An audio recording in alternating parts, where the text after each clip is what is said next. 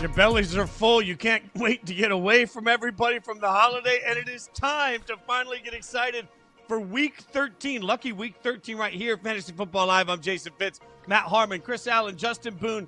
Up until 1 o'clock today, we are going to get you caught up on everything you need to know. Harmon, how you feeling? Got the joy down and finally gotten over all the turkey consumption? How we doing? The turkey consumption was great. Not so great as some of the results I got in some of my Thursday matchups. Some good, some bad, but a team where I had Amon-Ra St. Brown, Zay Flowers, and Lamar Jackson just having to stare at that combined 8 points for the last 3 days. Every time you open up the app to make a start-sit decision, it's like, oh, right. Still no more points from those guys. Cool. That has been a less enjoyable part of the holiday. Yeah, Chris Allen, is there a point during Thanksgiving dinner where you just look at everybody and say, I know, stop talking to me about it? Right. Yeah, I'm with you guys too. But I don't know, throughout the rest of the evening, I did quite well. And I apologize for the sign back behind me. I don't know what happened. I was watching a team on Thursday night. I don't remember which team it was off the top of my head. They won the game on Thursday night, and I had a couple of extra adult beverages because it was the holiday. I woke up and this was on the side. I don't know what happened, guys. I really don't know what happened. But it was a fun day of watching football on Thursday for sure. Yeah, look, if that's the worst thing that the elf on the shelf does for you is just write Super Bowl on there, gives you a little bit of Christmas time hope. Who doesn't need that? I feel like that's a good thing. Justin Boone, how we feel like as the resident Canadian in the show, does Thanksgiving hit the same way for you, buddy? Like, what are we doing? Yeah, I basically celebrate American Thanksgiving more than I celebrate Canadian Thanksgiving because football, right? It's way better holiday than we have up here in Canada. But yeah, it's pretty much been business as usual for me all week, just working away, getting up early. But the thing is, no matter how tired I am by the time we start this show, I always get that boost of energy when I start hanging out with you guys and we start chatting before the show. So I'm ready to go here. I'm excited. And I will say, though, I am a little bit worried about that upcoming Bengals-Bills matchup now after how the Bengals did look the other day. Oh, don't feed the beast. This is like giving a gremlin water after midnight. We're not allowed to do this. For the next 90 minutes, we'll get you caught up on what you need to know. You can get involved in the conversation. It's hashtag AskFFL. Super easy to do. Plus, we've got everybody monitoring the YouTube chat, so get your questions in there. We're going to answer as many as we can throughout the course of this show, 90 minutes from kickoff. So let's take a look at what you need to know the most. That's the actives and inactives list. We start with the early games. Tyler Warren, active. Chris Olave, active. Marvin Harrison Jr. with the appendectomy, also active. Bucky Irving, active. Snaps could be limited, so we'll keep an eye on that. If we look at the later games, Dalton Kincaid, questionable. Aaron Rodgers, expected to play. I can only hope that Dan Graziano gives us an update on which hand he flips people off with this week so we know if he's ready to play in Week 13. In the meantime, boys, let's get to what we've got our eyes on in Week 13. Boone, what you got your eyes on? What's the storyline you're watching? I mean, I feel like I've been the revenge game guy all year, so why not do another one here? Sam Darnold getting a chance to get a little revenge against the Vikings, and what a matchup this is going to be, right? It's a really exciting game. There's a bunch of fantasy assets in this one. It's not just the Darnold going up against the Vikings aspect of it all, and I think they would probably like to have him as their quarterback in this one. There might be a few regrets there. But it's also on the other side. Max Brosmer is going to be starting this game. We're not getting the Darnold-McCarthy matchup. We're getting Max Brosmer, and we need to find out, could this guy potentially inject a little bit of life into that Vikings offense? Like, the bar is so low right now. This is the easiest act to follow. Just get out there, keep the trains on track, throw the ball away when you get pressured, and keep this offense moving. Maybe he can do it because McCarthy definitely couldn't. But regardless, we got to be watching this game, not just for the Darnold of it all, but to see how this Vikings offense looks in a tough matchup against the Seahawks where they are big underdogs. Yeah, all I know is that if we've reached the spot where we're saying maybe Brosmer can be the shot in the arm the offense needs, it tells me how bad it's gone for J.J. McCarthy.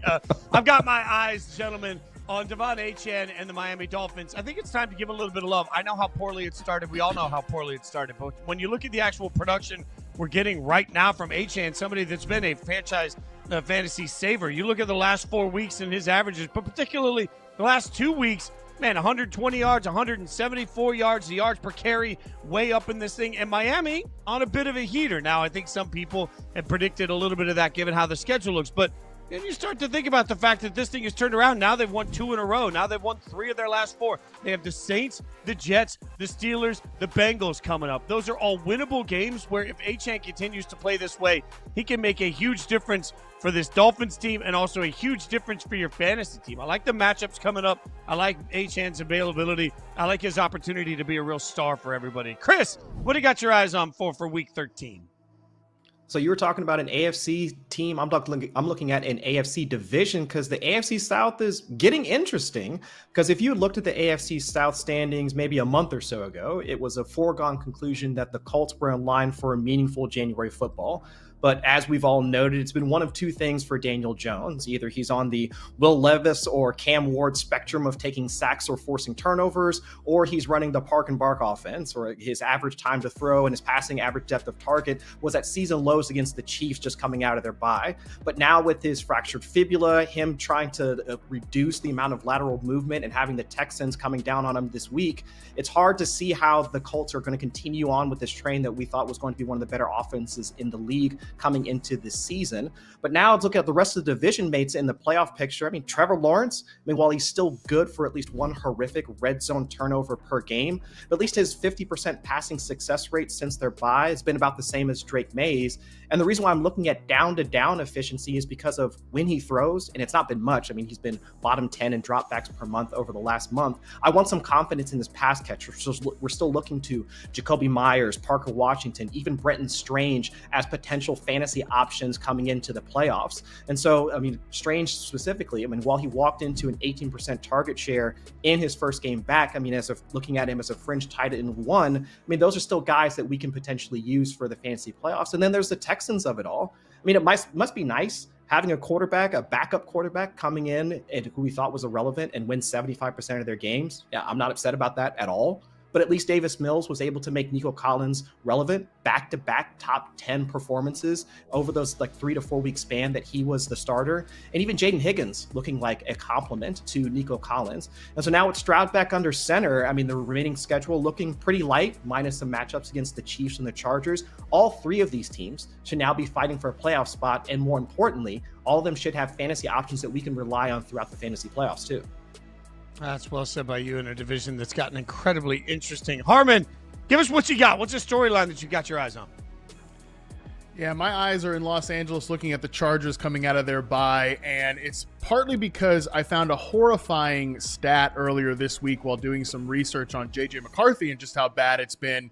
J.J. McCarthy has 4 of the bottom 35 performances from a starting quarterback this year in terms of EPA per dropback. His worst performance is his most recent one against the Packers, but finishing just ahead of him was Justin Herbert in terms of one of the lowest games EPA per dropback this year, and that is the last game we saw Justin Herbert play before the bye week, and we all know what happened in that game. They simply could not block the Jacksonville Jaguars front, and I am really concerned that this offensive line in LA is just going to be at a point where we're showing the stats on the screen right now. 32nd in terms of pressures allowed, pass block win rate 30, 29th in run block win rate. Like, is this offensive line now without Joe Alt and starting Trevor Penning? You know, like that's the answer here. I mean, is this going to be so bad that we can no longer count on any of these guys to be viable in fantasy? I mean, I don't need to see Justin Herbert around the names of Cooper Rush, J.J. McCarthy, Justin Fields in terms of EPA per dropback, passing for 81 yards in an entire game. Amarian Hampton set to come back maybe next week. Didn't make it this week, maybe next week. But is that even going to matter if this offensive line is at a state that it's in right now? So I'm hoping that we see the Chargers coming back from a bye, facing a Raiders defense that obviously has Max Crosby, but does not have a lot of other answers across that defensive line. Can we get a good game out of this offensive line to simply keep this unit viable so we can continue to play guys like Herbert, Hampton when he's back, and Ladd McConkey and some of the receiving pieces there? I just now realized that that's a matchup I'm going to watch this afternoon, and it made me sad. Boone always makes us happy. He's our residence ranking expert. He's going to get final tweaks in before kickoff. So he gets to go figure out, he'll rank Thanksgiving sides, and he'll figure out who's moving up and down the rankings across the board. In the meantime, while he's doing that, let's get the guys to get you some last-minute pickups. These are players that are still out there, rostered in under 50% of leagues. That can still be added before kickoff. Harmon, who's on your mind? Yeah, I think Chris mentioned him just a minute ago. Brenton Strange, Jacksonville Jaguars tight end. I was really encouraged by what we saw from him early in the season, and I think he was really missed throughout the course of his stint on IR with the hip injury, and you felt it as soon as he came back in. He ran around on 69% of the dropbacks. He got 5 targets, caught all 5 of them for 93 yards, most productive receiver in the last game that we saw the Jacksonville Jaguars, and I think that's going to be a continued theme here for this particular player because, like I said, reliable guy. He's improved a lot as a blocker, so he doesn't really need to come off the field very often. And he's widely available right now going into a good matchup against the Titans defense. I think if you need help at tight end, you're kind of streaming that position. You've been relying on some players who haven't been totally trustworthy in that tight end spot. I think Brenton Strange gives you a nice, solid, projectable floor. I've got him ranked as a top 12 tight end this week. All right, Chris, who's on your mind as a last-minute pickup out there and available for people? So I'll be looking at the Rams backfield, and no, not Kyron Williams. I'm looking at Blake Corum for this week. And admittedly, my advice for week 13 is heavily game script dependent. But as always, there's some logic to my approach. So if you're in a pinch, I'd at least consider Corum, because no, he hasn't taken over the Rams backfield. Kyron Williams has still carried the ball in at least 50% of the team's carries in every game this season. However, we've had 3 games where Corum has earned double-digit touches. Now, coincidentally, it has happened 3 times in a row, week 7, 9, and 10. Also worth noting, those were all in blowout wins. I mean, nearly 40% of Corum's carries came in the fourth quarter over that same stretch. And yes, last week was also a similar victory for the Rams, but the Bucs' run defense is essentially their strength on that side of the ball. Now, looking at today's matchup, the Rams are double-digit road favorites against the Panthers, and Carolina will be without 3 starting defenders. So Corum should already be rostered in most leagues, especially for folks that are looking for a playoff push because of the contingent value for Corum behind Kyron Williams. But in this game environment, it sets up well for him to have enough touches to be at least a viable last-minute pickup for Week 13. All right, let's get to check the chat, gentlemen. Take a look at some of the questions that are coming in. We're getting a bunch of them, especially with everybody on the playoff push. And, Chris, you're getting the first one, all right? The first one comes from Taylor Tugen, who says, Vidal or Marks for my flex, making a push for the playoffs. Thanks, guys, from Cincinnati. What do you think? Oh, nice. Hey, what's going on?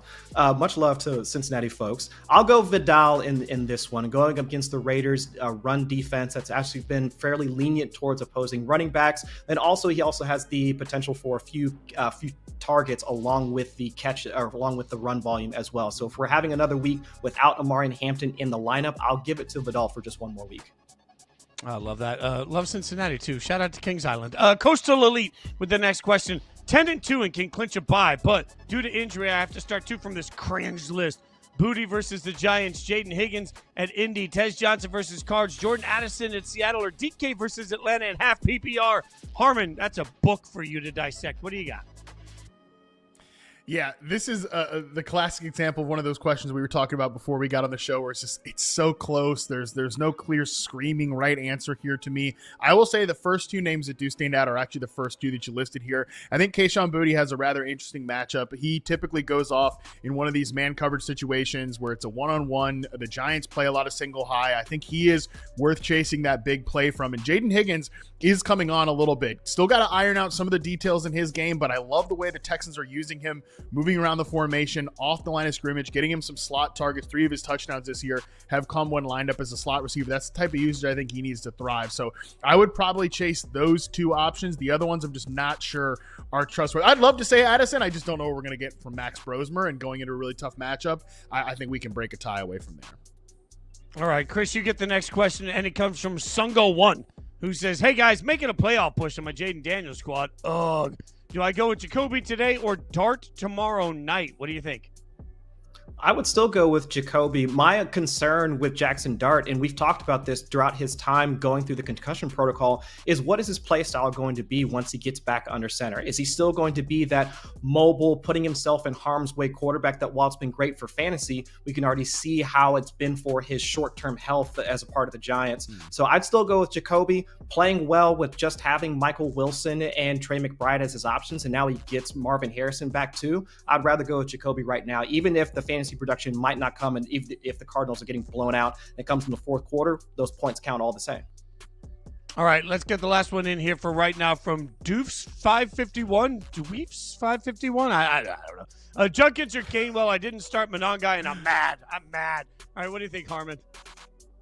I also didn't start a Bears running back, and I am mad at myself as well. So I'm with you, Doofs. I would go Quinshon Judkins in this matchup here. Rainy game. I don't think the Niners are going to be able to pull away here. I think it'll be a close competitive contest, and that's the type of game script that we typically want to see Quinshon Judkins in.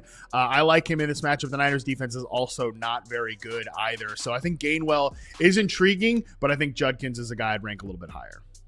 All right, keep the questions coming in. Hashtag AskFFL. Keep them in the YouTube chat. We're going to get a bunch more in over the course of the next hour and a half or so. So in the meantime, going to take a quick break. When we come back, there are tons of players out there that have the guys ready to say enough already, which is usually what they say to me by week 13. But we'll take a look at some players that they've had enough with next.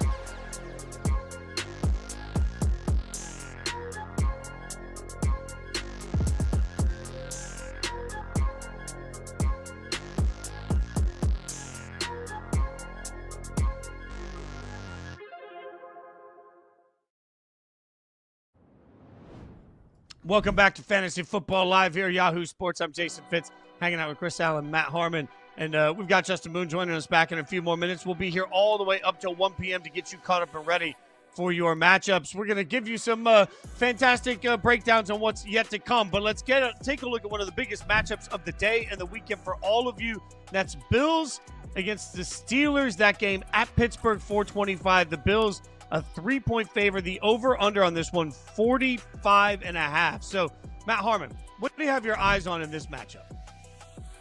Yeah, I had planned to talk about this before we found out that the Bills were going to be without both of their starting tackles, Deion Dawkins and Spencer Brown, heading into this game. But I think we need to discuss Josh Allen's sack problem this year.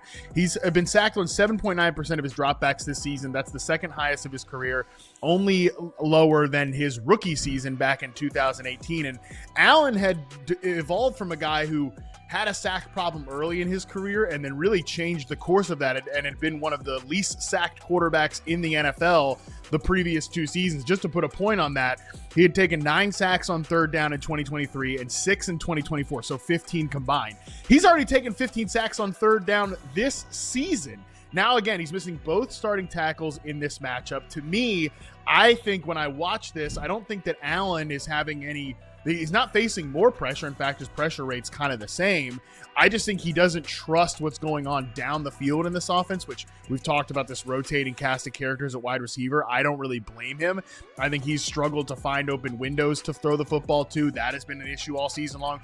Don't think that's changing with the signing of Brandon Cooks or anything like that. Now you get a Steelers defense that the one thing they can do is really ruin a game up front with all of those pass rushers. So certainly something to monitor in this game. time. And, obviously you're starting Josh Allen in fantasy and you're hoping for the best. I have a Josh Allen team that I am absolutely hoping for the best, but it maybe lowers some expectations for the rest of the passing players alongside him. Well, and that offensive line does make me nervous as well. But when I look at this game, I keep thinking, is James Cook back? Like against the Texans, that was a superior effort running the football. And I didn't expect against that Texans team they'd get much work up front, and they did. They ran the ball particularly effectively against the Texans. 17 rushes, 116 yards, averaged 6.8 yards a rush. I mean, he just had a huge game. And to Harmon's point, I think we have to look at some of this with the Bills team that's been very up and down, and they've been very Jekyll and Hyde. To me, they're at their most effective, like most of the best teams in the AFC, when they can get enough out of the running game for that to be a huge part of the way that they run this thing. If you look back at some of the more impressive moments for the Bills this year, some of it's on Josh Allen, but a lot of it also is in can you get James Cook going? So I think for them to have a chance to be who they want to be for the rest of this season, James Cook needs to play as explosively as he did in that matchup against the Texans. I was surprised he had that day against the Texans. If he has that day again, he's going to be the key to why they beat the Steelers. Chris, what do you got your eyes on in this one? Yeah, I kind of need that James Cook guy to go off because somebody might have picked James Cook in primetime picks. We'll talk about that later. Might need that guy to play well. But I'm looking at the backfield for the Steelers instead because it's not like he had any say in the matter, but Jaylen Warren's injury could not have come at a worse time for fantasy managers because after suffering that ankle injury back in Week 11, Kenneth Gainwell took over. And just like what happened when Warren missed time earlier in the season during their international game back in Week 4, it was all Gainwell. I mean, the former Eagle, he took over that backfield with the majority of the carries, targets, and so on. And we've seen the same thing over these past 2 weeks.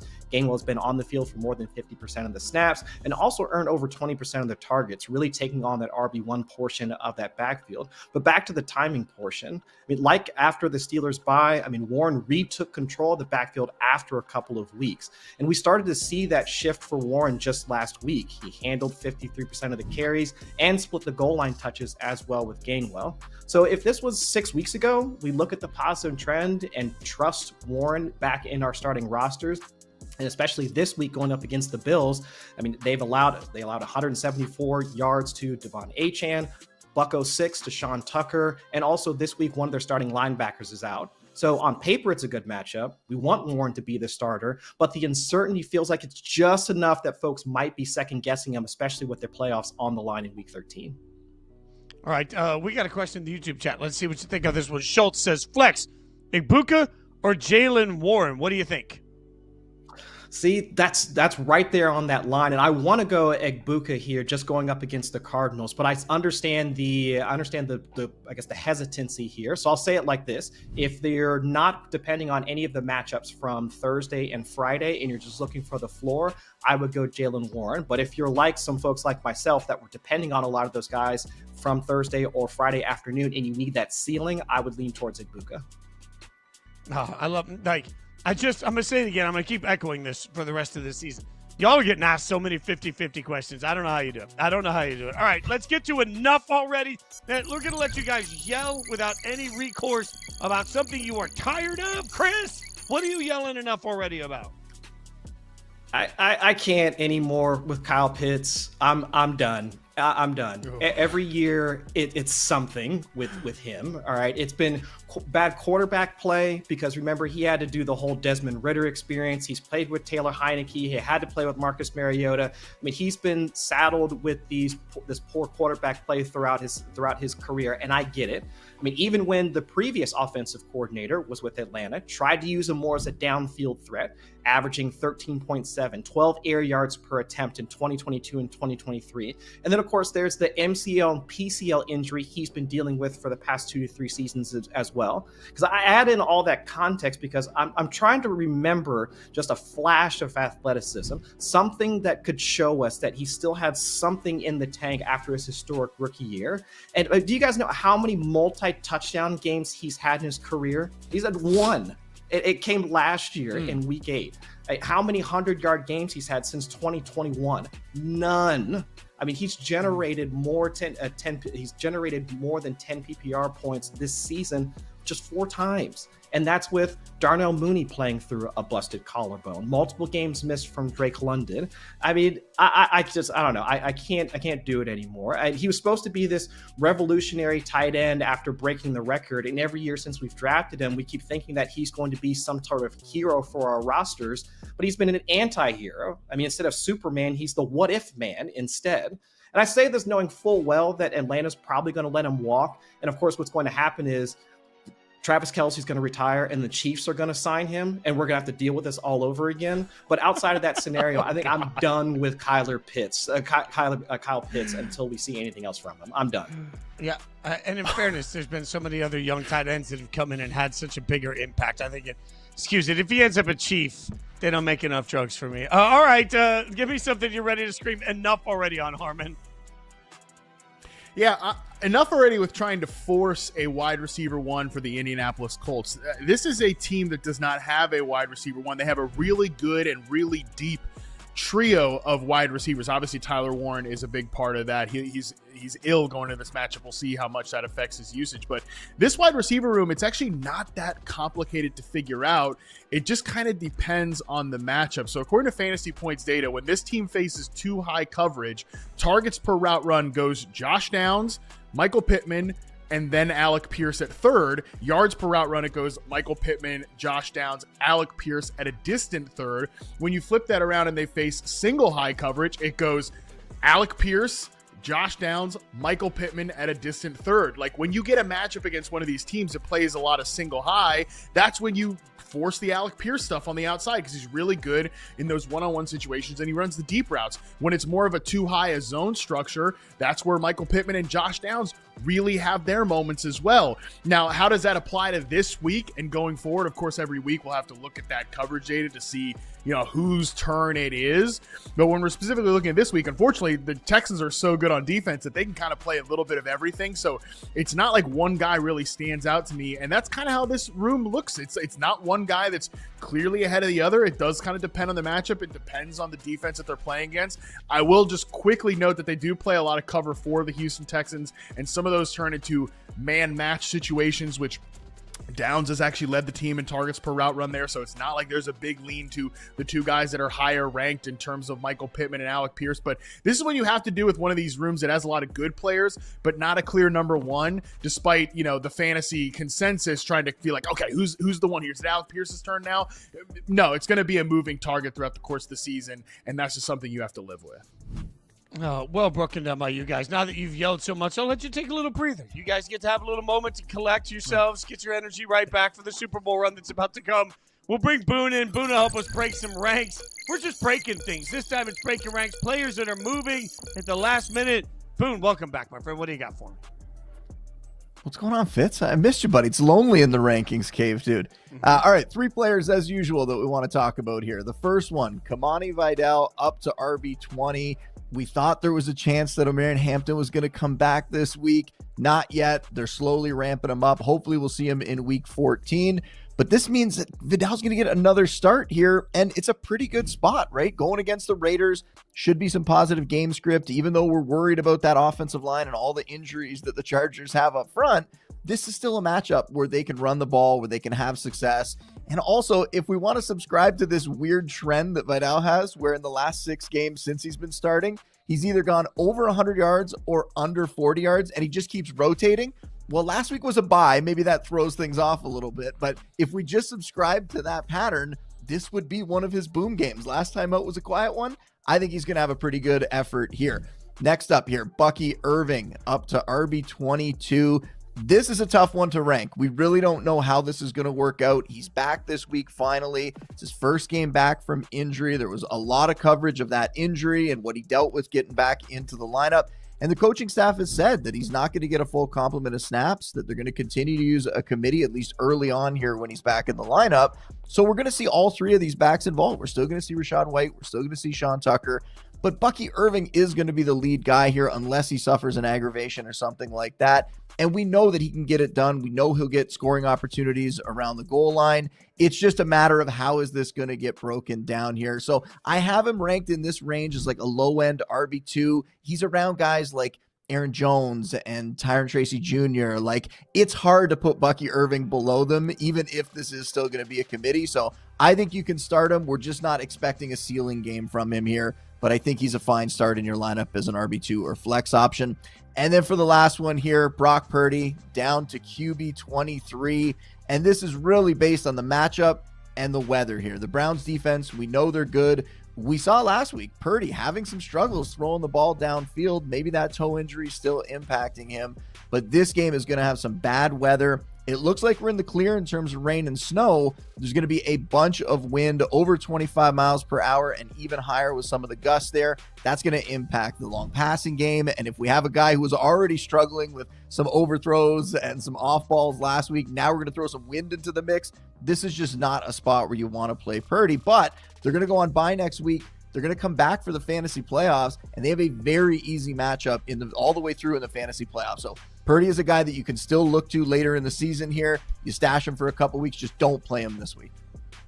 I'm sure that the weather will lead to only perfectly rational reactions to the other quarterback in that San Francisco-Cleveland matchup. I'm sure that's the way it'll go. Let's bring the boys back in for some hurry-up offense. Oh, man, before I say something I regret on that. 25 seconds on the clock. We'll get the question up. We'll get it answered. John Thompson comes in and says, Kyron or Wandale, PPR, Harmon, what say you?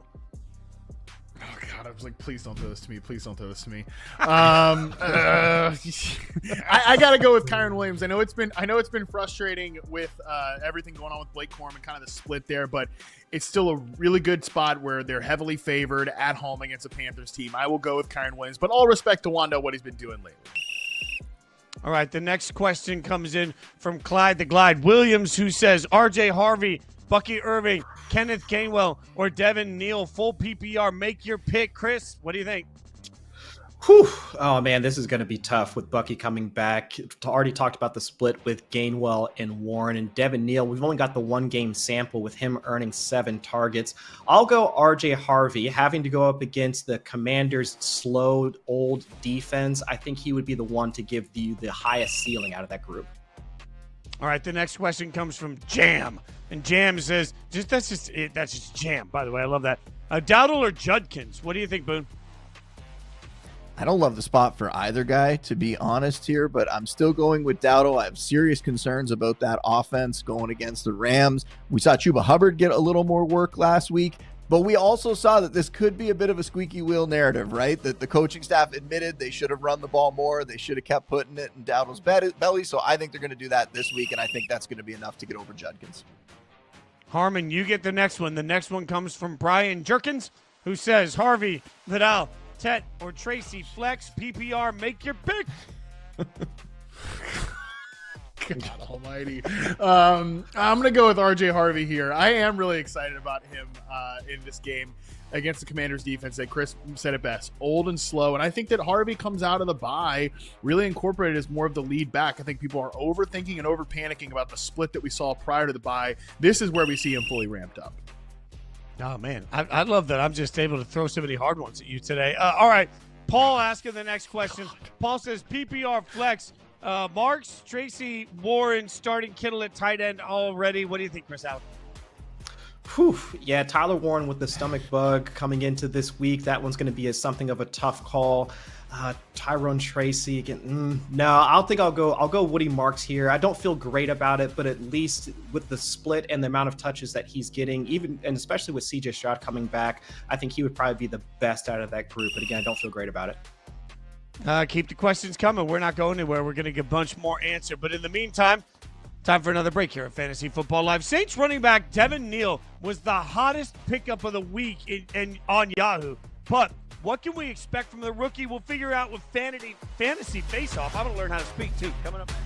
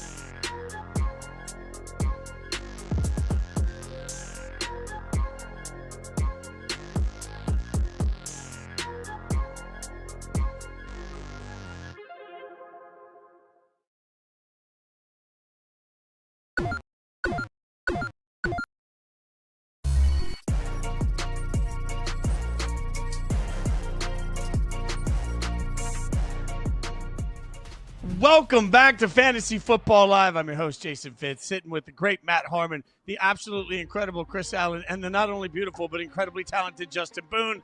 We are going to be here with you all the way up to 1 p.m. Eastern to get you ready for. Look, I'm building everybody up. I got the Grinch hoodie on, but I'm not a Grinch. My heart has grown 2 sizes, okay? Before we get into any of the other things that we want to talk about, including locking players that are matchup proof, we got a question here I need an answer on. So this question comes from Ghetto Glory, all right? I'm going to throw this to Chris because Matt's hard of tired question. So Harmon keeps running from the tough ones. Yeah, we'll give this one to Chris instead. I need 2 wide receivers, Mike Wilson, Addison Mechie, or Adonai Mitchell. All right, so we got Wilson, Addison, Mechie, or Mitchell. Wilson. Oh yeah, Wilson's the easy one right now. I would say definitely start him out of that group. And then if you're looking for another guy that you want to start, Addison. No, I can't trust him with Rosemer, Mechie, or what was the 4th one? Mitchell. Mitchell. Adonai Mitchell. Out of that group, I would say it probably have to be Mechie then. I know the conditions are going to be poor, a little bit of rain throughout the first half, but the rapport that he showed with Tyrod Taylor last week is enough that if you're looking for at least a floor of targets and also production, I would go with John Mechie. And also a good story to see him actually starting to produce now after he moves away from Houston. See, Harmon? That's what happens when you aggressively go after tough questions. No apologies required. He just went for it, all right? That's what we do on this show. All right, let's lock it in. I'm throwing all sorts of shade everywhere. Let's lock it in. Matchup-proof players in Week 13. Don't care who they're going up against. You can lock them in. Chris, you're so hot, we're going to stay with you right now. Who you got that's locked in, matchup-proof? I'm going to lock in Jaylen Waddle. And not going to lie, I was a little skeptical about Waddle taking on the wide receiver 1 role after Tyreek Hill went down. And not because of his talent, but because of the number of games we've seen him having to head to the blue tent. And of course, the Tua of it all, if he could stay healthy and continue to throw targets towards Jaylen Waddle. But in the 7 games without Tyreek Hill, Waddle has led the team in targets in 6 of them. He even posted back-to-back games with 30+% of the targets going into the bye. He only did that once last season in 2024. And so now we're starting to see shades of that 2022-2023 version of the Dolphins passing game, even without Tyreek Hill on the field. I mean, Tua's average time to throw is one of the fastest in the league. And of course, seeing Waddle up to 2.87 yards per route run over this last month and a half or so on a receiving average depth of target of 15.6 air yards. I mean, he's really killing secondaries on some of these timing routes, these outbreakers. And the Saints are allowing the 9th highest completion rate. So if you've got Waddle, you should have him locked into your starting slot on your roster for this week. All right, Harmon, your turn. Who you locking in? Oh, man, I'm going to go ahead and lock in Tetairoa McMillan in a really difficult matchup that I do not feel good about, but I think he's somebody that is just too involved. He's 10th in the NFL in targets, too involved in his offense to really be someone that you're benching unless you're super stacked at wide receiver or you're really good at that flex position.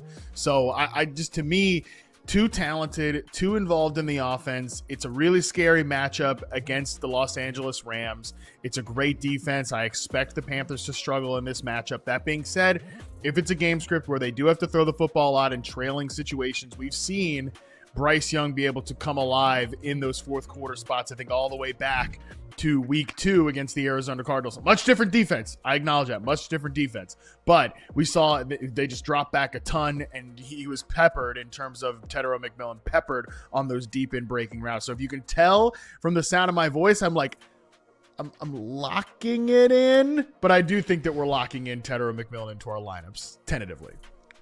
I do think there's going to be an interesting conversation at the end of the year of how much of the growth of Bryce Young is just the greatness of Tetairoa McMillan. All right, Justin Boone, what do you got for me? Who do you have that's locked in matchup proof? I'm going back to that Seahawks-Vikings game that I talked about off the top, and I'm going with Kenneth Walker here. The coaching staff said he had earned more work. That's what they're doing. They are giving him more work. Last time out, played a season-high 63% of the snaps, topped 100 scrimmage yards for the 2nd straight week. Now he goes into this matchup where it's not the easiest matchup. They're giving up the 13th fewest fantasy points to the position, but they're even better against the pass. So I think the Seahawks are going to want to run the ball here. I think they're going to have success on the ground in this one. And I think we are starting to see maybe that shell crack a little bit as well on that 13th fewest fantasy points thing, because if you look even recently, but last week, Emmanuel Wilson, 125 yards, 2 touchdowns against them. So on the year, the stats look pretty tough. More recently, we've seen some guys get home against them. I think Kenneth Walker's trending in the right direction. I think he's a guy that you feel really good about putting in your lineup now and the rest of the way. All right, Boone, Matt, you guys get to take over for a minute. Why don't you guys have a fantasy face-off while Chris and I sit back and digest leftover turkey? All right, Harmon, we got to talk about Devin Neal here. This is a really interesting player this week because I recommended him, obviously, in the waiver wire column. He was somebody that I thought everybody should go out and pick up. I will admit that in the Scott Fish Bowl, I spent my entire waiver wire budget to get him. I held it all year long. The playoffs have started in Scott Fish Bowl, and it's each week you're trying to compete to move on. I spent it all to get him. And it's not because I think he's going to be a league winner, but it's because you're getting a player that is going to get a ton of volume. We saw it last week. Not a lot of success on the ground, but very involved as a pass catcher. And they don't really have much else in that backfield. Taysom Hill will be involved, but what can Devin Neal do this week? Let's compare him to some of the guys in the range that I have him ranked. So Devin Neal or Quinshon Judkins in that weather-impacted, wind-impacted game in Cleveland? Yeah, it sounds like you're a little bit lower than Quinshon Judkins maybe than I am, but I'm going to go Quinshon Judkins for this one here. You mentioned the name Taysom Hill. It appears that when you become the head coach of the New Orleans Saints, even if you have no ties to this organization previously, if you have no ties to the Taysom Hill experience or the contract that they gave him or all the platitudes that Sean Payton used to throw on Taysom Hill, you just take a blood oath that you have to get Taysom Hill involved. He led the team in carries last week. That's the second time he's led the team in carries all season. I am excited about Devin Neal, but I think Judkins and the volume you're going to get there is a little bit more reliable. So what about you? What do you think? I'm with you on this one. I think Judkins is the play, and I'm not super excited about him this week. But we saw last week, he's going to get opportunities even when they aren't having success on the ground, and he can always get home by getting the goal line work in that offense. And today, with the wind being as problematic as it is, they're going to have to put the ball in his belly even more, right? And for all the things I said about Neal being that kind of low-end RB2, high-end RB3 for fantasy, you look at what Alvin Kamara's done this year. He's only posted double-digit fantasy points once since week 2. And I know he was sharing with Kendre Miller, and then he was sharing with Neal a little bit, and Taysom Hill came back. But still, I'm just not sure that the ceiling in this offense for the running back is that high, where Judkins, when he has hit, he's hit big. So I think he's the pick there. If we go to the next one here, Aaron Jones. And I will admit, I am not that high on Aaron Jones this week. Are you higher on him than Neal? I am also not that high on Aaron Jones this week. He's a player that I think you could probably get away with benching. Just very unsure about what that Minnesota Vikings offense is going to look like going into a potential Hornets Nest matchup against the Seahawks defense. So I would go with Devin Neal here. I for all my Taysom Hill fear-mongering in the last question, I am pretty excited about Devin Neal. I think he's kind of a classic coach's pets running back, does everything really well, good pass protector, can be involved on third downs, and he's just like a rugged, reliable runner. So, and I'm really not sure Alvin Kamara has been that this year, so I'd go with Devin Neal here. This one is so hard, man. I have them ranked really close. The projections are so close. I'm giving Aaron Jones the slight nod, even though I said I'm not that high on him this week, because I think Max Brosmer is going to throw him the ball a ton. I think he is just going to dump it off to him. I think that's going to be a big part of the offense today because it is a very difficult matchup. So it's super close. They're in the exact same range in that like fringe low-end RB2, high-end RB3 range. But I'm going with Jones, but you could basically flip a coin on that one. It could go either way.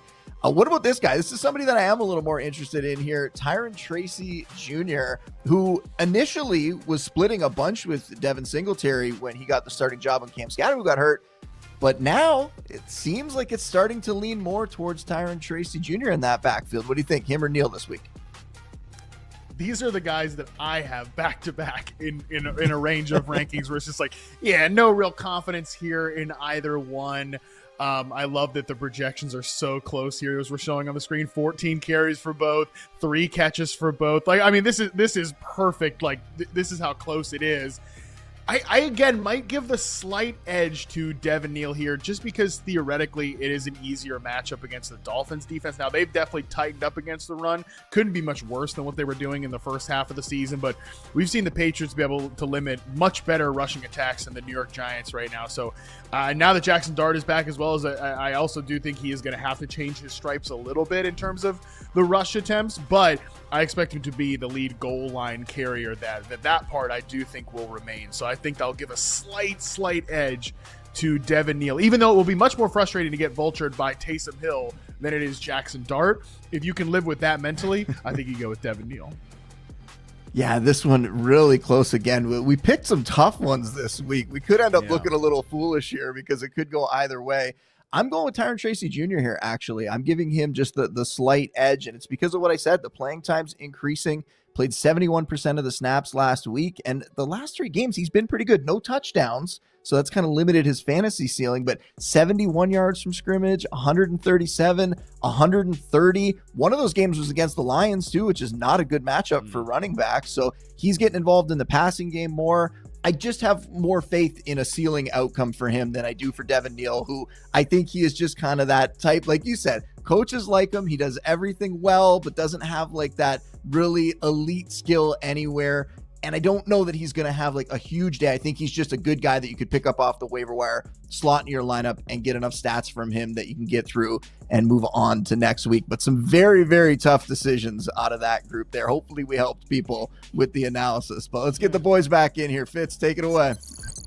All right, let's make some picks. Chris, make your pick. We're going to help some people with some tough spots they're in with their lineups.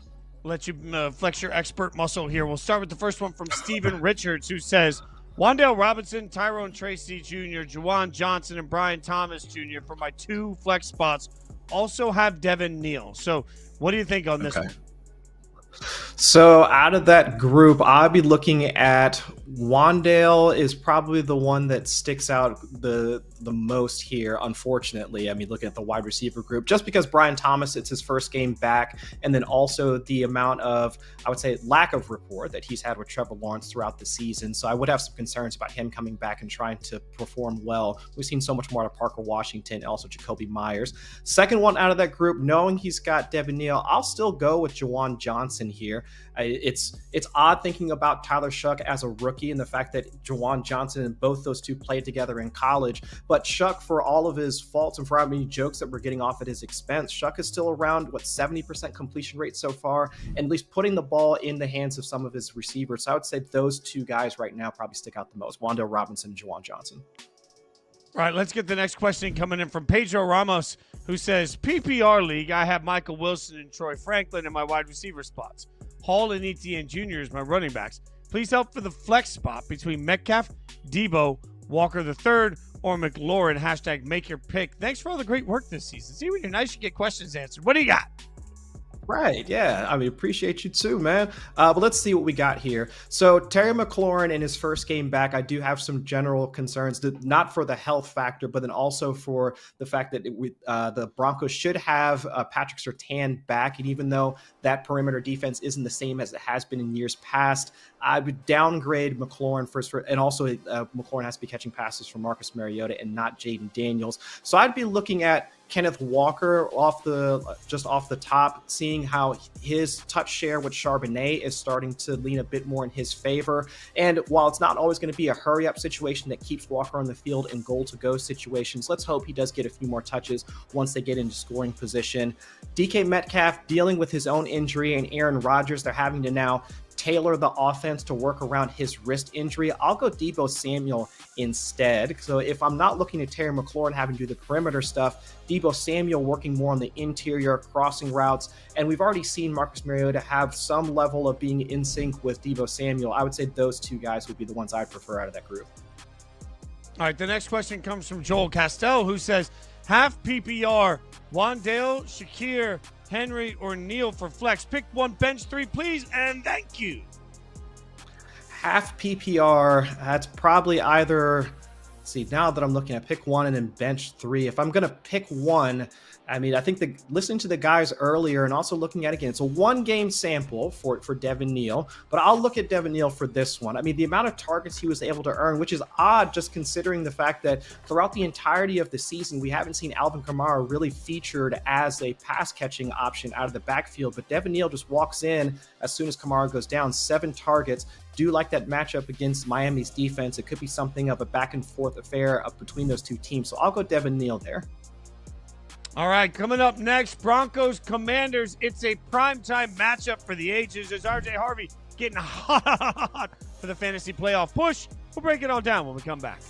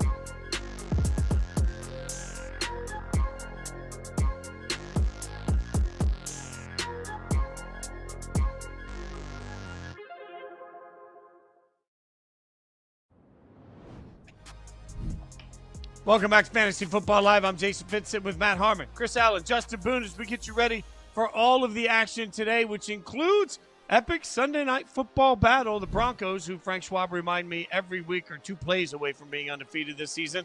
The Broncos are a 6.5 favorite over Washington at 3-8. Over under on this one, 43.5. So Matt Harmon, what have your eyes on in this game?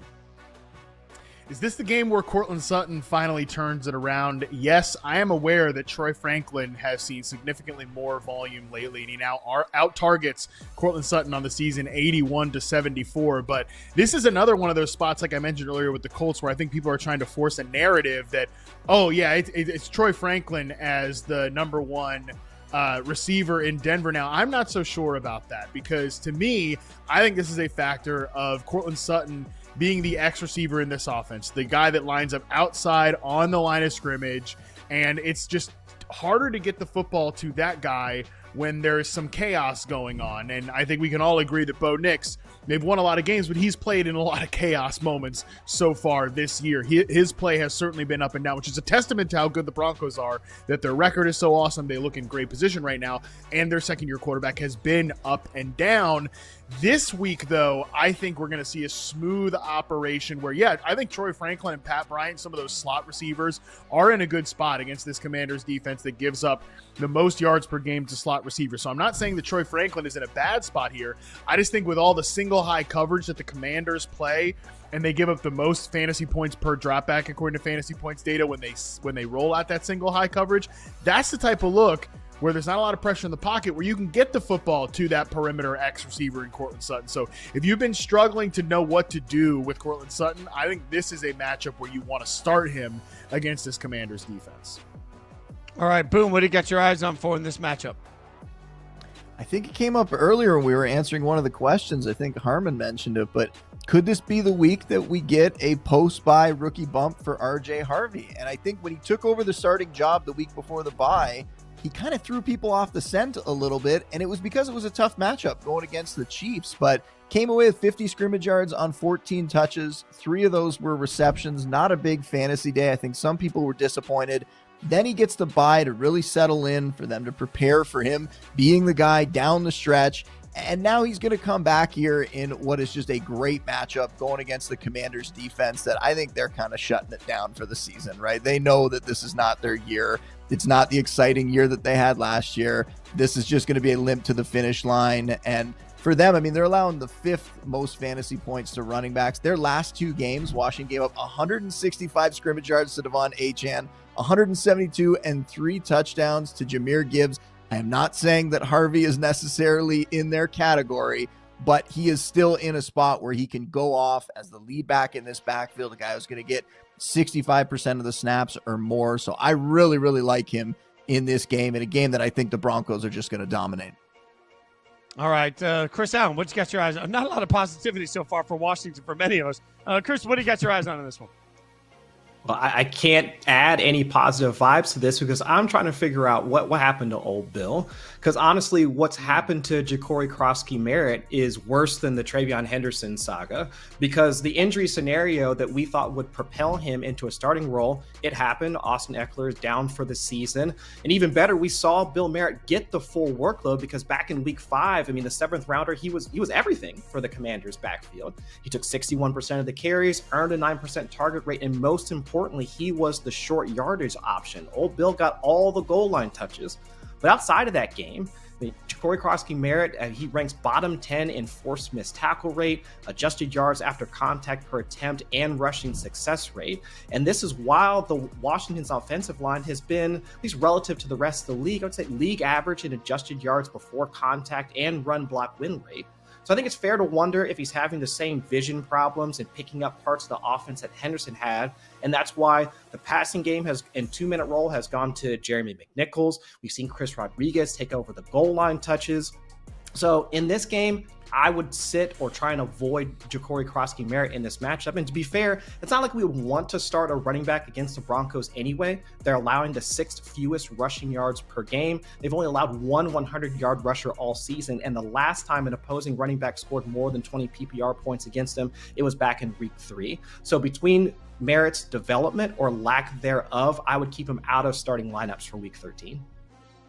All right, we're not done talking about that game because that game is part of Primetime Picks. It is time to update everybody on the standings, and really, I failed. I failed the entire league. Like, we had the chance, came down to the wire. Look at the final score last week. Justin Boone with 40.7 beats me by less than a point. Harmon only a couple of points back from that. Chris only a couple of points back from that. What a wild week it was, and just, I got to be honest, I wasted a great performance. I got a ton of points from Pickens. I did nothing with it, and all of a sudden, Boone's lead just gets a little bit bigger. I needed for the whole group to win last week, and I didn't. So now we get the same thing. We have the same order that we've had for what feels like months. Justin Boone takes his lead just a little bit, stretches it just a little further. Here are our 3 games that we're going to be picking between Buffalo, Denver, Washington, that we just told you about, and the Giants versus the Patriots. This is a whole bunch of slop. Like, we sat there and looked at this list and said, yeah, let's pick there. It's a snake draft. Chris, you're up first in this just pile of dog doo. What are you going to pick first? Yeah, I'll just pick a guy that I know is probably not going to score a touchdown because that's what I get every week, regardless of who I pick. So I'll go with James Cook, who's also going to be missing some offensive linemen in this game as well. Let's just keep it rolling, man. James Cook, let's go. Oh, that's amazing. Harmon, I can't wait for the joy that will just be exuding from your pores as you make your first pick. Yeah, I'll take Travion Henderson here. I'll buy the usage that we saw last week, even with Ramondre Stevenson back out there. So, yeah, great. A Patriots running back from one of the least effective run games in the NFL this season. 2nd overall pick. What a slate of games we got here, boys. Here's the thing. I'm going to stick with the strategy that's been working so far for me, sort of, even though I lost last week, which is decide which matchup I just don't want to get stuck in. So there are several guys from the Broncos that I would be comfortable with. I'll let Boone have his first shot at a Bronco in this, and I will instead, I'll take Khalil Shakir, and that gives me at least somebody that protects me a little bit on the offensive side for Buffalo, and then I'll just take the slop on the way back around. Boone, that's my strategy as I give it to you, Boone, and we'll see how it plays out. I am happy that you played it that way because you've sniped me a bunch recently. You did not snipe me here. I want RJ Harvey, who I just talked a bunch about, right? A great matchup where I think they're going to have a chance to put up a ton of points. And I think that Bills game, other than James Cook, I don't know if there's anybody that I want in that game. So I'll look to the Monday Nighter. I don't really like anybody else in that game either, but I'm just going to go with my heart here. I'm going to go with Stephon Diggs in prime time. I think he's going to find the end zone, and that will be enough. Look, that all of this makes total sense. I get to this point, and I was going to be a flip of the coin between the wide receivers either way, so I'm taking Courtland Sutton based solely on the fact that Harmon just had really good analysis, so I'm sniping Courtland Sutton from Harmon because of his own analysis, which makes this game the greatest game ever. Go ahead, sir. I'm really annoyed how much that bothers me. I don't want any of the players in any of these games, but I was hoping, like, yeah, I got this whole bit planned for Courtland Sutton. Talk about why he's in a great bounce back spot, and then I'm going to get him in primetime picks. And here comes Spitz taking Courtland Sutton. So I guess I'll hope that I was super wrong about everything I just said. And no, Troy Franklin is the actual wide receiver 1. Denver Broncos, Troy Franklin. Let's go, baby. Harmon is wrong. Troy Franklin is right. Oh, God, I win either way because either way I've made Harmon a liar or I've beaten him with his own weapon. Either way, it's perfect. Chris, what do you got next? Yeah, so when you're mad that you got sniped on Troy Franklin, you know you're in a bad spot. So looking at the rest of these matchups, it just gets worse after this. So I'll go Deebo Samuel for some of the points that I laid out earlier. I mean, regarding Terry McLaurin having to face a lot of the perimeter coverage, I'll take some of the underneath stuff to Deebo. And then flipping it over, I've got one game left to look at, and it's the Giants and Patriots game. I'll take Wan'Dale Robinson here. I mean, he's not the same PPR scam that he's been in previous seasons, taking more of those intermediate routes. And of course, Jameis being Jameis Winston, throwing him, or no, not Jameis, but gets Jackson Dart back this week. But still, I mean, with the development he's shown, I'll take Wan'Dale Robinson here. Okay, and that means, Harmon, you're back on the board. What do you got? Great. So happy to be back. It is hilarious how there is truly no one I think we can consider in Buffalo because we don't know the status of Dalton Kincaid. And that means like, oh great, now I got to pick from multiple Steelers here. What a treat. I'll go with Jaylen Warren and hope that he continues to hold down a pretty solid role and can run all over a very generous Bills run defense here. I like that. I like that call a lot. I'm going to go with Theo Johnson because smarter people than me keep telling me he's the top 10 PPR fantasy tight end. I really don't know, y'all. Like, I just looked and I was like, there's nobody left I trust. Love the Patriots confidence. aren't great against the tight end, so I'm just going with Theo Johnson, which doesn't feel good. Like, if your fantasy life relies on Jackson Dart getting the ball to Theo Johnson in a Monday Night Football matchup against the Patriots, then, man, if I win this, I didn't deserve it. Boone, what do you got? I'm finishing it off with DK Metcalf. And again, I don't feel great about this one either, especially with Aaron Rodgers playing banged up. But DK Metcalf can always get a touchdown or a big play. Let's hope he hits one. No, the trash talking on this will be elite. We'll let you know how it goes. Boone has a 2-week lead at this point, so getting close to insurmountable. All right, gentlemen, let's bring everybody together for some more hurry-up offense. We got a bunch of YouTube chat questions. I'll put 25 seconds on the clock, and we will see what we can get from this first one from Kanjur, who says, is it a safe bet that I start Shakir and Dart over Jettis and Mayfield? Jet's been completely disappointing, and I don't know how that AC joint sprain is going to affect Mayfield, even though he's set to play. God, that many words means I have to throw it to Harmon. Yeah. Oh, my God. I was, like, not even listening. That was so many words I completely tuned out. Yeah. You know what? I think it is a pretty safe bet. I would do it. Let's go. That's I'm not reading this either way. I'm sorry or congratulations. That's what we just got there. It's definitely the right move. It's the right move. The next question is from Goody1306. Good morning, gentlemen. I need to start 2 half PPR and Wilson at TB. Woody Marks versus Indy and Igbuka versus Arizona. Thanks, lads. Keep up the great work. Chris, what do you got? So out of that group, I like the wide receivers there, honestly. Michael Wilson for sure, even with Marvin Harrison back, the amount of rapport he's shown with Jacoby Brissett, I like that. And then Igbuka, even though there might be a little bit of redundancy in the amount of the slot snaps between him and Chris Godwin, I still like Igbuka for the ceiling. All right, Boone, you get the next one, and I'm excited for this one because it has emojis in it. Anytime we get a question with emojis in it, that means something more to me. DHR second generation, hashtag AskFFL, and then gives us 3 siren emojis. Woo! Close matchup, playing for the top spot, need one, Gadsden or Henry. Woo! What do you got?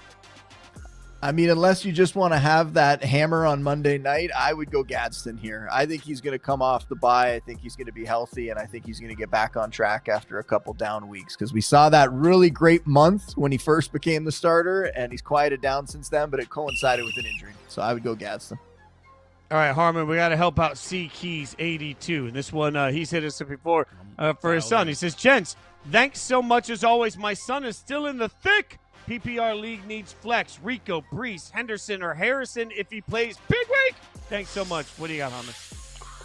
Ooh, boy. This is finally a question where there's actually a bunch of pretty good options here, which is nicer than picking through the slop. I'll go with Traven Henderson, though. You know, Giants' run defense is a little up and down. I think Traven Henderson has locked down that top spot. That's where I'd go here. All right, this next one I love for the emoji and for the name. Dez caught it for sure. Projected to win, I'm on rock, crying emoji. Point chasing now to hold the number 1 seed. Start 1. Dowdle, Marks, Krosky, Merritt, full PPR. What do you think, Chris? Oh, God. So not Krosky Merritt. I can't talk all that negative stuff about JCM and then say go ahead and start him. I'll go Rico Dowdle here. I do have some concerns about the Panthers' offensive line, but if there is a level of opportunity there, I would say he has the best shot at getting the most out of that bunch. More questions coming in. We'll get more answered. I promise you that. In the meantime, coming up next, we're going to take a look at some tough fantasy questions that we're still trying to answer in our own lineups, including several about that guy. We thought he was infallible, but suddenly he isn't. Figure out what to do with Justin Jefferson next.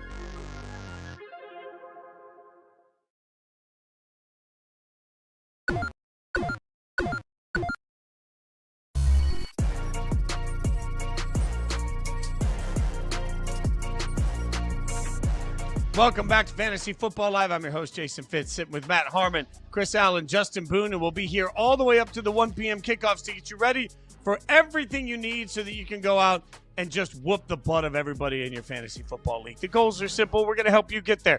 Let's get to one of the biggest games of the weekend, Monday Night Football. They can't all be perfect. The Patriots favored by 7.5 as the Patriots are taking on the Giants at Foxborough. The over-under on this 46.5. Boone, what do you get your eyes on in this one?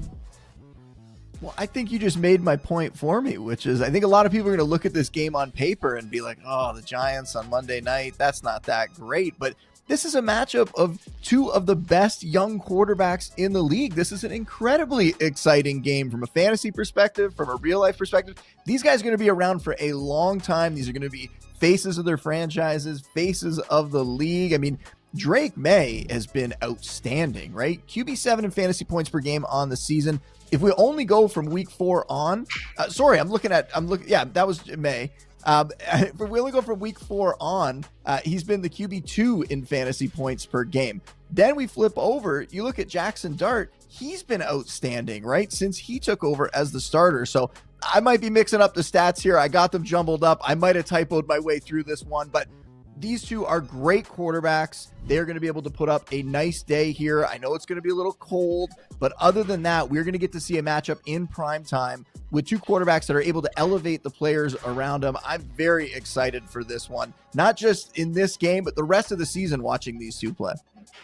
All right, Chris, what do you got your eyes on for Monday night? So I think Harmon alluded to it earlier, but Trayvon Henderson, he should be the clear-cut starter in this game, right? Because the only reason I asked the question is because of what happened last week against my Bengals, because the bad news is that Henderson went from averaging 83% of the snaps to roughly 2/3 of them last week with Ramondre Stevenson and Terrell Jennings active and playing with them last week. So with Henderson back in, with Ramondre Stevenson back in week 12, and even worse, I mean, his goal line usage was split an extra 2 ways. I mean, Stevenson got a couple, Terrell Jennings got a couple of goal line carries, so it looked like a mess or a bit of chaos once they got into scoring position. But on the plus side, while Stevenson did get some of the base down work, Henderson maintained 67% share of the carries. His target rate was also in the double digits, plus those money touches that the other two RBs got, they went nowhere. I mean, Harmon and I talked about it on Sunday night during the recap show where there were multiple series where the Patriots got into scoring position. Henderson really got them down to the goal line. Then it was Stevenson and Jennings mixing in for a couple of carries. No score. They weren't able to punch it in. So meanwhile, I mean, Henderson has been fine in pass protection. Down-to-down success rate from that standpoint has also started to pick up, and now he gets to face the Giants defense. So now I'm not expecting a Jahmyr Gibbs level of performance, him putting up 200 all-purpose yards or anything like that. We've also seen other running backs with burst beat the Giants. I mean, Christian McCaffrey, he beat them for 106 yards and a score. And even Saquon Barkley had one of his best days against them, putting up 174 all-purpose yards. So despite the presence of Stevenson and Jennings, I think Henderson has showcased enough for him to maintain that RB1 role for the Patriots on Sunday night. Harmon, what do you got your eyes on for Monday night? Yeah, the New York Giants play man coverage at the second highest rate in the NFL, only behind the Detroit Lions. Great news for two wide receivers in the New England Patriots wideout room. Number one, Stephon Diggs is 10th in the NFL in yards per route run against man coverage this year. He's 4th in first downs per route run. I know he's not been a full-time player, but when they see man coverage, he has definitely been a big-time answer for them. Not like vintage-level explosive down the football field, Stephon Diggs, but really reliable target for Drake May in the short to intermediate area. The guy who actually has been kind of a weapon downfield against man coverage, it is Demario Douglas, who is definitely not a full-time player in this offense, but he's 3rd in the NFL in yards per route run against man coverage, and he is 6th in terms of first downs per route run. So better than Diggs in yards per route and a little bit behind him in first downs per route. And again, it's the way that Josh McDaniels has weaponized Demario Douglas in this offense has been really fun to see. It's been really cool to watch because because Demario Douglas, when I profiled him as a rookie for reception perception, a little bit of a weird player in that he's not really the zone beater that you want to see from one of these high-end, high-volume, short-area slot receivers, but he is good against man coverage. McDaniels has used that to weaponize him on some of these motion routes, downfield, big outbreakers against man coverage. So I expect both of those Patriots wide receivers to have their moments against a Giants defense, and also Kayshon Boutte as well on some of those downfield routes. So to me, this all just leads back to Drake May. I think this Patriots passing game is going to have a lot of success against the Giants on Monday night. All right, Matt, Chris, why don't you guys take a look at some tough spots, roster decisions you're struggling with. Get us caught up on what to do. All right, Chris, we're all struggling after some Thanksgiving letdowns and some, maybe big performances by our opponents. Of course, this is the 1 week I go against AJ Brown in multiple leagues. Like, how does this happen to me? Why do the bad things happen to me? Nevertheless, Chris, we're going to try to help the people here with some tough spots that we're dealing with, some people out there are dealing with. Get us started with a player that you think folks are struggling with this week. It has to be Justin Jefferson for the Minnesota Vikings. I mean, do we have to start him this week? I know some folks are probably looking at their roster asking themselves the same question, because I think on the positive part is that he's hoarded 30% or more of the Vikings targets in 5 of their 6 games since their bye. But on the flip side of that, his receiving average depth of target has oscillated from around 6 to 7 yards up to 17.2 air yards in consecutive weeks. Over that same stretch, 40% of his targets have been off-target throws from JJ McCarthy. So it didn't matter that 60% or 67% of his targets were on play-action concepts, and those were supposed to be essentially easy buttons for the quarterback. We saw some of them sailing over his head, or he'd slip on the field. Something bad or another was happening such that Justin Jefferson wasn't getting any of those targets or no receptions in that span. So now he has to travel to Seattle, playing against that secondary, who's allowed just 200-yard wide receivers all season, and those came within the first 5 weeks of the year. 3 touchdowns to a wide receiver over the last month. So I guess the rumor is that Max Brosmer, he can play a little bit, but without seeing Justin Jefferson crack the top 12 since week 4, he should be one of those guys that he's tough to trust, especially in week 13 when a lot of folks are trying to make that final playoff push. It's just really brutal that we're all hoping that Max Brosmer is the savior for the Minnesota Vikings passing game, but hopefully Kevin O'Connell, if he just has a functional quarterback, can get it done here. My question for this week, a spot that I'm struggling with, is can Michael Wilson do it again? Michael Wilson, in the previous 2 weeks, he's the only wide receiver in the NFL with 20-plus catches and 300-plus yards. A lot of good wide receivers out there, Chris. Michael Wilson has been outproducing all of them, and I think that the talent is there for Michael Wilson to do this and continue to keep it up with Jacoby Brissett leading the NFL in passing yards per game since he's been starting. I've been really impressed with what Michael Wilson has been putting on film, not just in this 2-game stretch, but I think he could play before this. I think he showed flashes of being a really good press man coverage beater and somebody that can play at the X. He can play at the flanker spot. So with Marvin Harrison Jr. returning, I am at least open to the idea that Wilson, he's not going to be, 20 plus catches in 2 games combined the rest of the way. He's not going to be that guy, but can he continue to be somebody involved in this offense? I think so, because now the Cardinals coaching staff might ruin all this, because I thought that this could happen prior to the Marvin Harrison Jr.'s rookie season, where we could see Michael Wilson play some X so they could move Harrison around. We could see these guys be used interchangeably. I see a path for that when I watch these 2 players in isolation. I haven't seen a lot of good use from the coaching staff in that regard. So if you've been riding with Michael Wilson, which I have in a couple of leagues, I'm still going to keep starting him. I'm going to keep rolling him out there in hopes that we can continue to see that good usage for him. Dial expectations down a little bit, but I do think I'm open to trusting him again in this matchup. All right, let's throw it back to Fitz and Boone for some props for this week. All right, Boone, this is where we get to make everybody some money, last-minute chance to get in some props. And we just heard all this conversation about Max Brosmer. I'll just start there. Everybody else trying to be a beacon of light. I see every media outlet telling you, oh, Brosmer. No, the under 174.5, I love this. And that's a paltry number, but I will remind you that over the last 3 games, this is a Vikings team that's taken on a Seattle defense, and that Seattle defense is varied in the looks it offers quarterbacks, which is going to be difficult for Brosmer. In the last 3 games, Seattle's given up 189.3 yards passing to actual NFL quarterbacks. Let's go all the way back to the college last year at Minnesota for Brosmer. He went under 200 yards passing 6 times at Minnesota. So we think suddenly now in his NFL starting debut that this is the time he's going to tear it up against the Seattle defense that is a big part of why they're one of the 3 best teams in the NFL right now. I don't see it. I'm not buying it. I think Brosmer's going to get absolutely crushed in this game. That 174.5 number feels way heavy, and I realize how stupid it sounds when I say that. I hate this matchup for the kid. I hate this matchup for the Vikings. I hate this number. I'm under it. Man, if he comes out and has a bad game and just...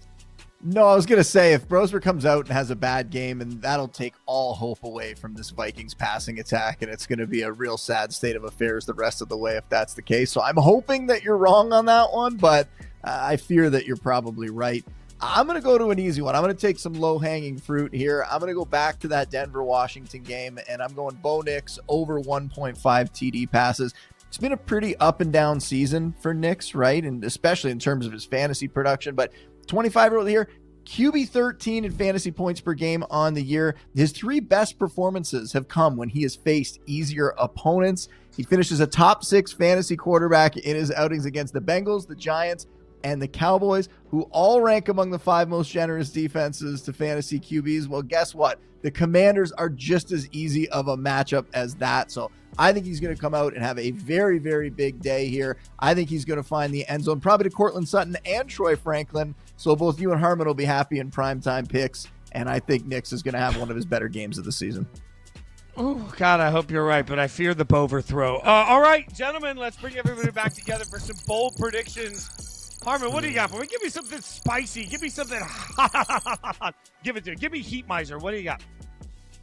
Yeah, it's not going to be hot in that Cleveland-San Francisco 49ers game. And yet, I think Ricky Pearsall scores his first touchdown of the NFL season. That is right. Ricky Pearsall has yet to find the end zone this year. I'm not saying it's going to be a long pass because we know it's going to be some wind. There's going to be some struggles for Brock Purdy in this game. That being said, Ricky Pearsall is this team's best man coverage beater. He's been close on a couple of big plays the last few weeks. Purdy has just not been able to get it to him. We've not seen that anticipatory passing that we're used to with Purdy. I think with more time, that will get up to speed. But in this particular matchup, I'm looking for a man coverage one-on-one situation. Ricky Pearsall finds the end zone for the first time in this NFL season. Oh, I like that one. Give me something, Chris. What do you got that's spicy? I'll go with, I know a lot of people are looking at Ladd McConkey or Rondé Gadsden as the top pass catchers for Justin Herbert coming out of the bye, but I'll say it's going to be Keenan Allen. That's going to be the best wide receiver, at least fantasy option for Justin Herbert, because now we looked at coming into their bye week, the amount of pressure that Justin Herbert was under, and there was the fact that a lot of teams were getting pressure with just 4 defenders or 4 pass rushers and able to play zone coverage on the back end of a lot of it. And looking at your Raiders fits, I mean, they do have Max Crosby. They are able to create a little bit of chaos up front. They also play one of the highest rates of zone coverage, and that's where Keenan Allen does most of his damage. From a yards per route run standpoint, he's one of their better options over Ladd McConkey. So I'm looking at Keenan Allen as the one to really lead that Chargers passing game and keep Justin Herbert as one of the best fantasy options for Week 13. All right, Harmon, what you got? Harmon already went. I think it's on me now. Oh, sorry. Yeah, Boone. don't, I can't. I have one cold prediction twice per week. Yeah, come up with 2 here, Harmon. Come on. I don't want to do one. I'll go back to the Giants and the Patriots game, and I will say Jackson Dart returns to the lineup with a top 3 fantasy quarterback performance in this one. And I can correct that stat that I typoed earlier, which was Drake May, despite having some quieter games recently, he's been the QB7 in fantasy points per game on the year. If you just look at Jackson Dart, since he took over as the starter, he's been the QB2 in fantasy points per game on the year. I think people forget just how good he's been for fantasy, despite the fact that everything around him has crumbled, right? They lose the coach. They have injuries to star players like Malik Neighbors and Cam Scadaboo. The offensive line had injuries. doesn't matter who he's playing either. He just keeps producing. If you want to look at the Patriots as a tough matchup here, when he went against the Broncos, that was a week where I bumped him down. I thought there's no way he's going to come through against the Broncos. That was his best fantasy game of the season. I think under the lights in prime time, this is the kind of guy that will show up. I think he's going to have a really big performance on Monday night. I'll give you guys a quick, bold, spicy take, by the way, before we move on to questions. Xavier Restrepo, who I don't believe is a quality wide receiver in the NFL, but he's the rookie in Tennessee. He played with Cam Ward at Miami. He had 6 targets in his first game. Again, I don't think he's the answer at wide receiver for the Tennessee Titans, but when Cam gets off schedule, nobody knows how to handle that better than Xavier Restrepo. He's going to get looks because that offensive line is so bad. Cam's going to roll out. Xavier knows where to go to find the soft spots. I think Cam Ward to Xavier Restrepo results in a touchdown today. So you're going to see points for Xavier Restrepo. I also think the Titans have a weird chance of pulling off a win this week. So there we go. So there's your bold and spicy take on the Tennessee Titans. Nobody needed. Let's get to some questions across the board. You guys have been putting them in. Hurry up offense. 25 seconds on the clock. We'll throw to Harmon first on this one. Hey, guys, Mayfield or Knicks? Where you go? Samuel Brown, 6,700, asked that question, and he asked it so politely. Yeah. Okay, I was just going to try. Bo Nix. Bo Nix. We can keep moving here. We're going to play Bo Nix over banged up Baker Mayfield. He didn't even. There wasn't even a secondary thought on this. Like, this is great. Nope. All right, we quicked up a quick first down. Ed Conway, 868 says, please need help. Same deal. 2 leagues. Bucky on pitch count or Vidal. What do you say, Chris Allen? I would still lean towards Vidal. He has been at least a decent pass catcher along with the rushing production. So I'd rather take the volume over whatever we might be able to get out of Bucky and on the potential pitch count for this week. You guys are figuring out that I'm a sucker for these emoji questions. Good use of the exclamation point. 9 Kellogg's. I don't know where the other 8 Kellogg's are. Says Jaden Higgins, Trey Tucker, or Alec Pierce. Start 1 in PPR. What do you think, Boone?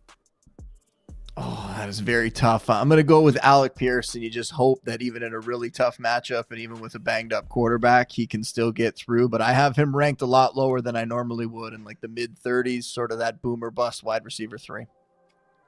All right, the next question is going to go to Harmon. To give it its full emphasis, though, I have to make sure that I give it all of the read it deserves. Hey, fellas. Woo, woo, woo. That's 3 sirens. This might be a no-brainer. Eye roll, but need some help, expert advice, half PPR flex, Mechie 3 might go off, or Deebo Samuel, thanks for the assist. Ask FFL. What do we got, Harmon? I will say, Kevy Ray, you want to start Mechie. So, if you feel like that's the right thing to do, I will endorse you doing that. But I do think Deebo's in a nice spot here, going to avoid some of the exterior coverage there with Pat Surtain coming back. I'm not going to lie. I was so busy acting out the emojis, I didn't even realize what the crux of the question was. All right, Chris, you get the next one. G. Roth, Judkins, Vidal, or Sutton for my flex. Ask FFL. Chris, what do you think? Okay. So out of that group, I do agree with Harmon about Sutton's outlook for this week going up against the Commanders defense. So it's either one of Judkins or Sutton. If I'm going for, without knowing the scoring settings, if I'm just looking for floor with a potential for a ceiling as well, I'll go Quinshon Judkins here, but Sutton's probably the close second. All right. The next question comes from Kristen Eck, who said, never thought I'd be asking this back in September. You're telling me. 1 flex spot PPR, Alec Pierce, Bashal Tootin, or Brian Thomas Jr. Thanks. What do you think, Boone? I'm going with BTJ in this one. I want to see him come back and perform well. And I know we did some bold predictions on the fantasy forecast the other day. Mr. Harmon had a pretty bold prediction that we'd see a couple top 12 performances before the end of the year from BTJ. I don't know if this is going to be one of them, but I'm playing him this week. All right, the next one comes from A-Gabs, 2169. Says, Stroud or Baker, 4 point for touchdown and more yards the better. Help. Harmon, you want to give this one more thought? Yeah, I think this one is definitely closer. It's good to see Baker back. I expect him to miss a game here. I will go with Baker in this matchup, a little bit easier than what the Colts are going to be presenting the Houston Texans passing game. So I think in this one, we can go with Baker Mayfield. All right, the next question comes from a name that feels like it belongs in an action movie. Kyle Killingsworth asks, should I start Neal, DK, Gainwell, or BTJ? Chris, what do you think for Kyle Killingsworth? It's either the first one or the last one, and I'll lean a bit more towards BTJ. While I do have some general concerns about if he'll be able to get back on the same page as Trevor Lawrence, because it took a number of weeks in order for them to find what are the right routes to really start to target him on, with the potential for a ceiling. Also, not a bad matchup for the Jags. I'll go BTJ here. Definitely a character that Liam Neeson played in some movie. All right, Stuart with the last question here. Stuart, do I play both Wilson and MHJ and sit Metcalf? Full PPR. Make your pick. Boom. What do you think? I don't feel super confident in MHJ coming back this week, so no, I would play Metcalf and I would play Wilson in this game, and let's see what Harrison Jr. looks like in his first game back coming off of what's a fairly serious surgery, let's face it. Yeah, that'll do it for this edition of Fantasy Football Live. We're back here every single Sunday morning. You know that by now. 11:30 a.m. to help you get your lineup set. 11:30 to 1 every Sunday. Also, we're around all week. You wake up with me and Caroline Fenton on Yahoo Sports Daily, Monday through Friday. That's 9 to 11 a.m. Eastern Time, wherever you're watching us right now. And you can also check out Yahoo Fantasy Forecast Live on Yahoo Fantasy YouTube. We are there for you all the time. I hope you win and all of your enemies lose and your holidays were great. Thanks so much for choosing to spend time with us this Sunday. Come back, do it again next week. We appreciate you.